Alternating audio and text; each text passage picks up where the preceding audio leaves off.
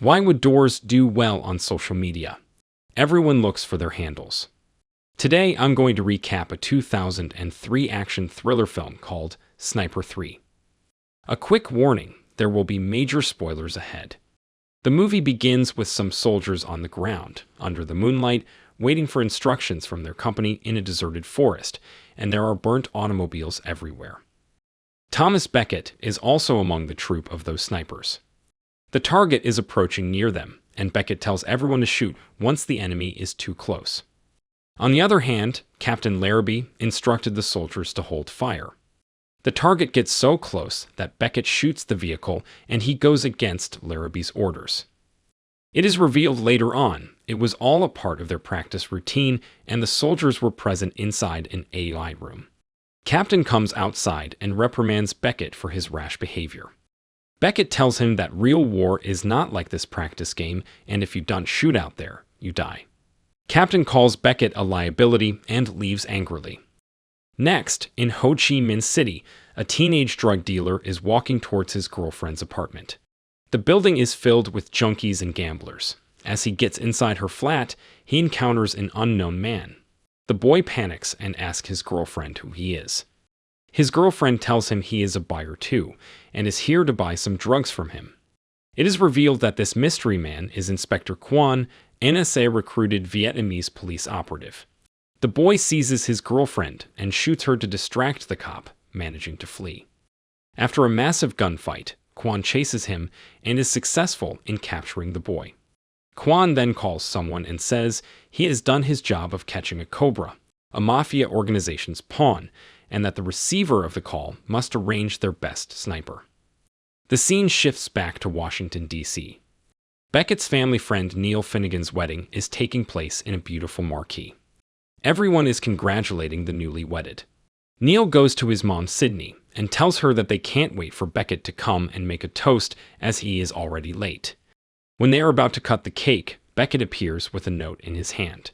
Everyone is happy to see him, especially Sydney, and they hug. Beckett goes to the stage, and he starts reading from the note. After reading some mystically purifying words of love and best wishes, Beckett discloses that his best friend Paul Finnegan, Neil's father and Sydney's ex-husband, gave this letter to Beckett 30 years ago, before he died serving with him in the Vietnam War. Later, Beckett dances with Sydney, and they both clearly have feelings for each other. Suddenly, Beckett's hand starts shaking. Sydney asks him to come by her office tomorrow, as she is a doctor by profession. He agrees. Elsewhere, CIA's head William Avery gives orders to his frontman Richard Addis that he needs Beckett to be appointed for a secret mission in Chi Minh City immediately.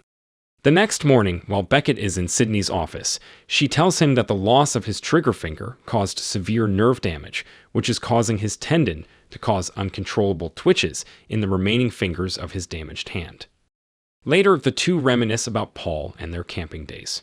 She suggests Beckett should take her out on a date and urges him to leave the armed services for the sake of his health. The scene pans to a hotel room where Beckett lives. He is watching a war movie and drinking. Additionally, he is going through his and Paul's old photos. He is now extremely tipsy, and he comes across a locket that was lying in the photos box. He closes his eyes and a hallucinating episode of Vietnam War strikes him.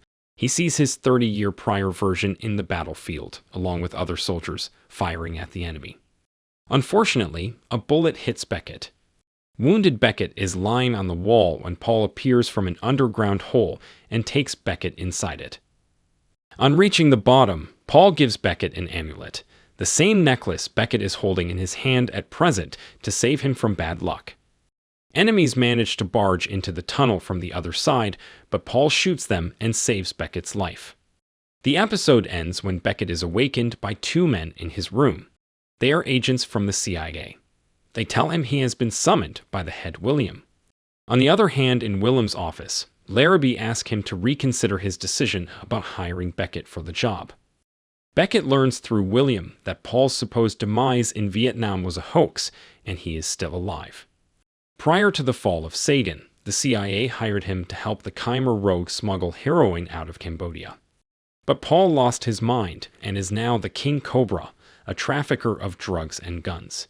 His army includes a sizable number of young soldiers, resides in the tunnels beneath the forests of the Socialist Republic of Vietnam.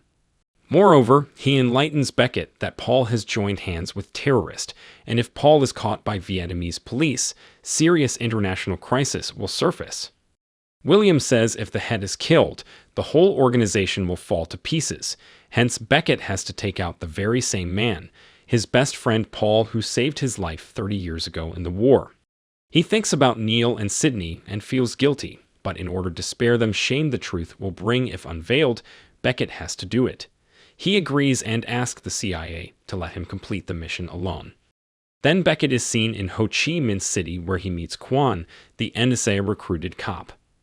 At night, Beckett calls Sydney, who is half asleep, and tries to tell her that she and Neil mean the world to him, and that he wouldn't do anything to hurt them on purpose. Sydney gets emotional and expresses her love for Beckett, who confesses his feelings to her too. In the morning, Quan meets Beckett and gives him his number and tells him to contact him once the mission is done. They discuss their strategy and the rooftop from which Beckett will shoot. Later that night, Beckett goes to the rooftop and sets up his equipment. The Club Con, where Paul will be arriving shortly, is filled with people, dancing, and drinking. Quan and his associates are also present among them. Quan instructs Beckett to be ready and tells his people to keep their eyes open for every movement. Unfortunately, Beckett's gun faces some technical issue and he shoots another person, Con Choi, one of Paul's business associates, sitting right in front of Paul. This causes a massive gunfire, and suddenly, Beckett is countershot by another sniper. He manages to kill him, but is caught by Vietnamese police. This news reaches Washington, D.C. as well, and police are investigating Beckett in the interrogation cabin, where he tells them that he is just a tourist. Police torture him and tell him the man he shot was a Cambodian. Beckett asks to contact the U.S. Consul, but the investigator turns a deaf ear to his demands. Quan receives a call from the U.S. and learns that the second sniper was hired to finish Beckett. Beckett is thrown into jail where he meets Paul in a different cell, held in custody. However, Paul claims that the very people he worked for sold him out after he had finished his task. Paul claims that he left his wife and son behind because the jungle made him feel more alive than he was ever before. Beckett tells Paul that there was another sniper at the scene, to which Paul claims that they will kill Beckett as they tried to terminate Paul once. Moreover, he tells him that Beckett isn't the first person who is assigned this job. Many others have come and died. That's why Paul lives in a ditch, hiding behind shadows. In the meantime, 2 police officers come and escort Beckett out of the cell. Outside the police station, Quan notices a familiar face from the Club Kong coming out of the station, and in seconds, the whole place blows up. It is Paul who destroyed the police station in order to flee, giving Beckett the opportunity to do the same. The news reaches William as well. Quan is contacted by Beckett, and he threatens Quan to reveal his true identity to Vietnamese police, that he really works for the CIA. He instructs to meet him at the People's Unification Building in 2 hours with weapons and transportation. Quan does as told and tells Beckett that Paul's body hasn't been found. Beckett is dubious of the purpose of his task, therefore he wants to find Paul and look into the matter.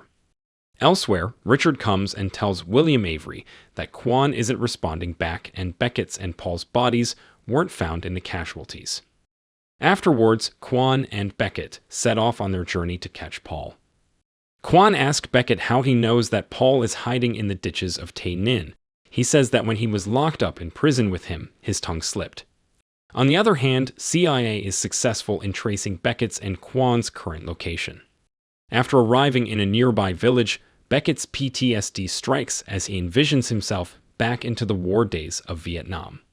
They then travel together again to find out if the CIA really planned to kill Beckett after mission completion or not. Moreover, if they can eliminate Beckett, they can do it to Quan too. Paul is the only one with the answers. CIS sends agents to a nearby village, and they find Quan's cell phone there. Hence now, they are not traceable. On knowing this, William orders his men to find Beckett before he finds Paul and learns the truth. Next, Beckett and Quan are in a jungle that is surely armed by Paul's men. After they defend themselves from an ambush, he finds Paul in the ditch an abandoned Viet Cong underground system beneath Tay Ninh. While inspecting the area in a secretive manner, Quan trips and collapses in front of Paul. Paul sends his men to catch Beckett, and he makes Quan fight his best henchmen. Quan unwillingly kills him, and Beckett is also successful in eliminating the men pursuing him. Beckett comes back and tries to negotiate with Paul from behind a rock, and Paul holds Quan at gunpoint, telling Beckett the truth. When Paul was hired by the CIA and began working for them, he was in the ditch with John Gaylor, William Avery, and an AP photographer named Stevie York. This photographer caught their activities on camera. Over the course of 3 days, York saw the 3 men kill 9 innocent civilians, 6 men and 3 women, while under the influence of drugs. Because of this, the boys made York burn the film, but they later killed him to make it look like the NVA was to blame. Gaylor ordered William to fool Beckett into shooting Paul, in order to prevent any information from leaking out, and then hired another sniper to assassinate Beckett, to stop any more information from going out. Gaylor is now a senator from Texas and is running for president, so he cannot have Paul arrested and reveal his gloomy past. In an attempt to save Quan, Beckett executes Paul by shooting one of Paul's young soldiers in the hand, which results in Paul being shot in the head rather than Quan. The gang gives up and departs, since they have nothing left to fight for. After saying their goodbyes, Quan and Beckett arrange for Beckett to be picked up in Cambodia, which is only across the border. The incident leaves Beckett shaken and dejected, and on his way home he hears on the radio that Gaylor gave up his Senate seat and halted his political career, and William killed himself. If you enjoyed this video, don't be shy to hit the like button, and if you disliked it, hit the dislike button twice, just to be sure. You should watch the whole movie. Thank you very much for watching. Please subscribe for more video like this.